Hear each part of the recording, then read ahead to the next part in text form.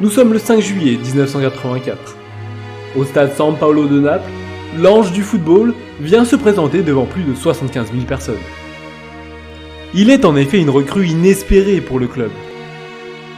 La vérité était que Barcelone refusait de prolonger son contrat. Diego, lui, était totalement ruiné à cause d'investissements très mal gérés. Il se devait donc de trouver un nouveau club s'il souhaitait maintenir un train de vie de luxe. Corrado Ferlaino, le président du Napoli, a alors saisi l'opportunité.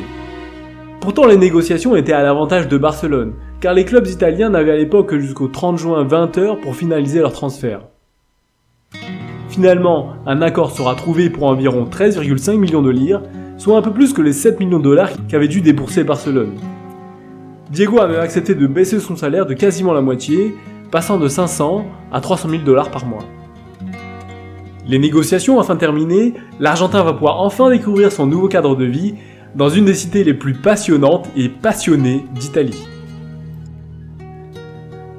Lieu d'origine de la pizza, Naples, ou Napoli en italien, est une ville du sud de l'Italie. Elle est également située à proximité du Vésuve, ce volcan qui dans l'Antiquité avait détruit Pompéi et dont la dernière éruption date de 1944. Et comme leur volcan, les Napolitains sont connus pour avoir le sang chaud. Un caractère plus en phase avec celui de Maradona et qui contraste avec celui des supporters catalans. Cependant, les moyens financiers ne sont pas les mêmes, et Diego est cette fois la seule réelle star dans l'équipe. Les habitants placent donc beaucoup d'espoir en lui pour enfin redorer l'image de la ville. Les insultes envers les Napolitains sont en effet assez fréquentes en Italie, et elles sont parfois même affichées dans les stades. Elles proviennent historiquement du nord du pays, la zone industrielle et plus moderne, d'où certains habitants aiment se moquer des manières et dialectes des gens du sud, mais s'insurgent aussi contre la mafia, ainsi que contre les vagues d'immigration qui ne cessent d'y augmenter. En Italie, la plupart des clubs sont d'ailleurs situés dans la moitié nord du pays. Et dans l'histoire de la Serie A, le seul club du sud à avoir déjà été sacré champion est Cagliari en 1970. Grâce à Maradona, les Napolitains espèrent donc retrouver leur fierté et se venger des villes du Nord. D'ailleurs, dès sa première année, le club entame sa remontée au classement, passant de la 12e à la 8e place. Malgré un début difficile, Maradona a réussi à s'imposer et termine la saison avec 14 buts, 3e buteur d'Italie, derrière Altobelli et Michel Platini. Avec lui, Naples peut rêver plus grand. Pour cela, le club doit investir, et cela tombe bien car grâce à Maradona, de nouveaux sponsors affluent au club. Un nouvel entraîneur arrive, Ottavio Bianchi, et un nouveau gardien, Claudio Garella, en provenance de l'Hellas Vérone, qui vient de remporter le Scudetto. Cette nouvelle équipe est maintenant plus forte que la précédente, et les géants du Nord vont en faire les frais. Mais avant de passer à la suite, je souhaiterais vous poser une petite question de culture générale. J'ai rassemblé à l'écran des emblèmes de clubs italiens et datant des années 80. Certains ont depuis terriblement changé. La question est donc, saurez-vous reconnaître à quel club correspondent chacun de ces emblèmes ?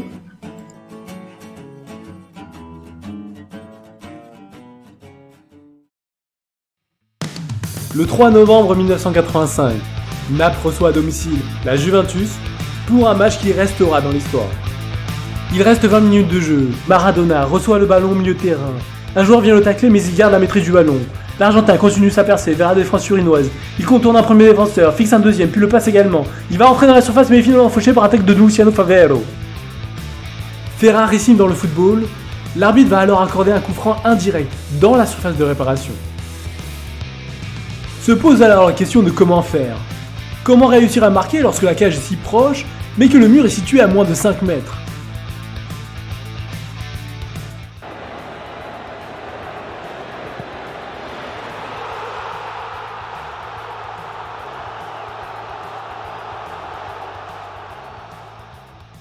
Dans un angle complètement fermé, Maradona trouve la réponse et offre la victoire à Naples face à la grande Juventus de Michel Platini. 4 mois plus tard, ils battront également le Milan AC 2-1 à San Siro.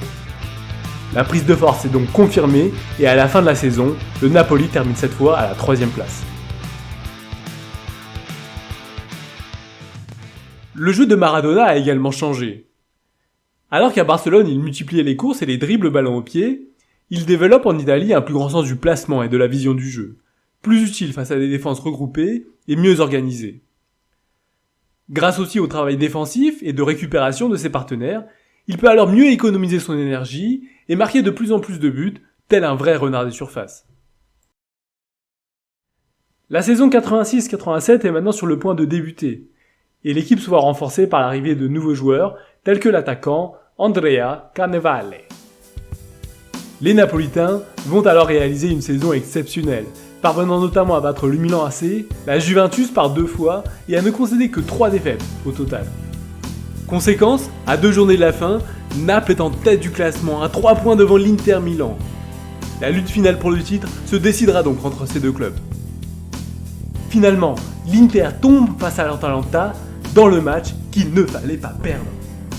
Dans le même temps, les Napolitains parviennent à arracher le nul sur le terrain de la Fiorentina. Avec 41 points contre 37, Naples ne peut alors plus être rejoint. Naples est champion d'Italie.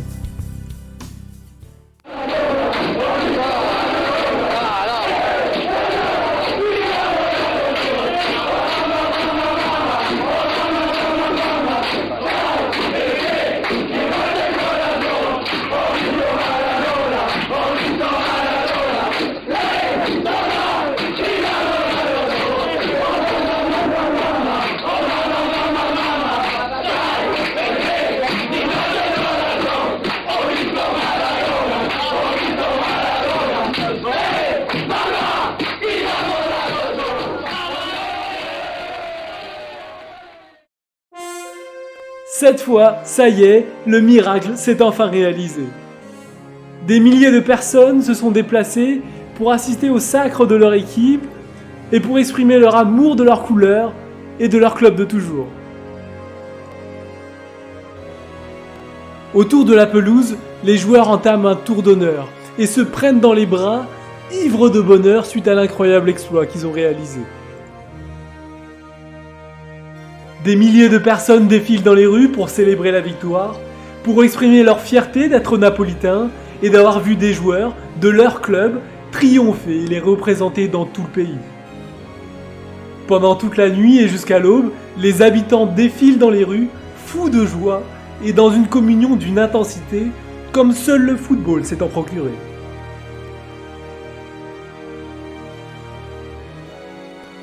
Maradona est désormais au sommet de sa carrière. Dans le championnat le plus dur au monde, il vient en effet de gagner avec un club qui risquait la relégation il y a à peine 3 ans. Un mois plus tard, Naples remporte la Coupe d'Italie. C'est alors la première fois depuis 15 ans qu'un club italien réalise le doublé. Maradona est alors courtisé par les plus grands clubs. Silvio Berlusconi, le président du Milan AC, lui promet même de doubler son salaire. Mais le transfert ne se concrétisera pas, l'Argentin obtenant de son président un nouveau contrat avec un salaire 3 fois supérieur au précédent. Naples est toujours le club des pouilleux d'Italie. Mais il est aussi désormais un grand club. Et il peut donc désormais attirer lui aussi d'autres grands joueurs. C'est le cas par exemple de l'attaquant brésilien Careca, convoité par le Real Madrid, mais qui choisira finalement de venir à Naples pour jouer aux côtés de Maradona. Avec Bruno Giordano, il forme alors le fameux trio Magica, comme l'appellent les supporters. Et la nouvelle attaque des Napolitains fait sacrément peur aux autres équipes. La nouvelle saison se passe comme dans un rêve. Après 20 journées, le club a engrangé 85% des points possibles, gagnant à nouveau contre la Juventus, véritable souffre-douleur de l'Argentin, et ne concédant qu'une seule mais lourde défaite, 4-1, contre le Milan AC de Van Basten et Gullit. Mais le Napoli se relève et signe même par la suite une importante victoire contre l'Inter Milan, 1-0, but de Maradona sur un incroyable coup franc. Maradona, toujours présent dans les grands matchs. À 5 journées de la fin, Naples compte 41 points et le Milan 37. Naples reste donc le favori pour le titre, d'autant que le calendrier du Milan AC apparaît bien plus difficile, avec des confrontations contre la Roma, l'Inter, puis des déplacements au Napoli et chez la Juventus. C'est donc une véritable course-poursuite qui démarre entre les deux équipes et elle commence plutôt très mal pour Naples, avec une lourde défaite, 3-1 contre la Juventus. Le Milan, lui, a gagné à Rome et remporte ensuite le derby contre l'Inter, alors que Naples arrache le nul sur le terrain de l'Hellas Vérone. Les victoires valant à l'époque 2 points, le Milan n'est désormais qu'à une seule unité derrière le Napoli. Le prochain match au San Paolo s'annonce donc électrique et décisif pour la course au titre. Et dès la 36e minute, le Milan ouvre le score par Virdis suite à un coup franc mal repoussé par le Milan. Le Milan démarre donc très fort, mais 10 minutes plus tard, coup franc pour Maradona aux abords de la surface. Le ballon finit en pleine lucarne, un partout entre les deux équipes, juste avant la mi-temps. Après le retour des vestiaires, le match reste encore très disputé, et à la 68e minute, Gullit centre depuis le côté droit, tête de Virdis, le Milan AC reprend l'avantage au score. Mais Rossoneri ne s'arrête pas là et continue encore à attaquer. Le Hollandais Ruud Gullit va chercher le ballon, se lance dans une percée solitaire, pénètre dans la surface et transmet le ballon à Van Basten, 3-1 pour le club de Lombardie. Les Milanais sont fous de joie, mais les Napolitains n'ont pas dit leur dernier mot. 2 minutes plus tard, centre dans la surface, tête et but de Careca, Naples revient à 3-2. Naples donne alors tout ce qu'il peut pour égaliser dans ces dernières minutes, mais la défense milanaise de Badaesi et Maldini reste très solide. Naples s'incline donc à domicile 2-3 et Milan prend la tête du classement. Les Napolitains ne reviendront pas et Milan remporte le Scudetto pour la première fois depuis 9 ans. C'est donc une énorme déception pour le club napolitain, eux qui étaient encore leaders à 3 journées de la fin du championnat. Pire encore, certains soupçonnent le clan mafieux de la famille Giuliano d'avoir joué un rôle dans les récentes défaites du club. La famille contrôlait en effet le Totonero, c'est-à-dire les paris clandestins sur les matchs du championnat. Certains repentis de la mafia ont depuis avoué que la victoire de Naples aurait pu faire plonger les finances de la famille, pour payer tous les gens qui avaient parié sur un nouveau Scudetto pour le club du Napoli. Il se dit donc que la famille Giuliano aurait donc ordonné à Diego de laisser filer certains matchs pour faire perdre son équipe. Au sein du club, la révolte gronde, 4 joueurs envoient même une lettre à leur président pour demander de virer leur entraîneur Ottavio Bianchi. Mais le président Ferlaino ne cède pas et décidera même de virer les signataires de la lettre, dont des joueurs importants comme Garella ou Bruno Giordano. La saison suivante sera du même calibre, puisque le Napoli termine à nouveau second, derrière l'Inter Milan de l'Allemand Lothar Matthäus. Mais pour une fois, c'est sur la scène européenne que le Napoli va réussir à se distinguer. Deuxième la saison passée, le club est par conséquent qualifié pour la prochaine Coupe de l'UEFA. Après avoir éliminé Bordeaux, Naples renverse la Juventus en s'imposant 3-0 au match retour, puis bat le Bayern Munich avec un Maradona supersonique, bien plus rapide que le défenseur. En finale, Naples retrouve le VfB Stuttgart, un bon club du championnat d'Allemagne et emmené par le jeune Jürgen Klinsmann. Naples s'impose 2-1 à domicile lors du match aller, un match plutôt maîtrisé par les Italiens. Le retour en Allemagne sera un peu plus fou, Naples, supérieur dans le jeu, frappe le premier grâce à sa nouvelle recrue brésilienne, Alemão. Stuttgart répond ensuite de la tête par le jeune Jürgen Klinsmann, un partout au tableau d'affichage. Klinsmann survolté qui encourage le public allemand à donner de la voix. Mais Naples continue d'attaquer, Maradona de la tête renvoie le ballon dans la surface, Ferrara le pousse au fond, 2-1 pour les Napolitains. Enfin, sur une ultime contre-attaque partie depuis la défense, Maradona transmet à Careca, cette fois-ci la messe est dite, 3-1 pour le Napoli. L'ultime but des Allemands n'y change rien, le Napoli remporte la première Coupe d'Europe de son histoire. En l'espace de quelques années, Naples est donc devenu une place forte du football mondial. Un succès qui attire de nouveau les convoitises des plus grands clubs, et notamment ceux de l'Olympique de Marseille de Bernard Tapie. L'intérêt est réel, mais encore une fois, le président Ferlaino s'oppose au transfert. Maradona est furieux, lui qui souhaitait vraiment quitter la ville pour une vie un peu plus tranquille près du Vieux-Port, loin des excès des supporters napolitains. Il séchera même l'entraînement pendant plusieurs semaines, une attitude qui décevra beaucoup les supporters. Il se rattrapera finalement de la meilleure des manières en offrant un deuxième Scudetto à sa ville, bien aidé par des partenaires de haute valeur comme Careca, Alemão ou Gianfranco Zola. 2 titres nationaux et une Coupe d'Europe dans un club qui n'avait jamais réussi à gagner, Maradona restera à tout jamais le joueur légendaire du Napoli.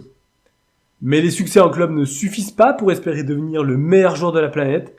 S'il veut marquer l'histoire, c'est désormais avec son pays qu'il doit pouvoir emmener au sommet du monde.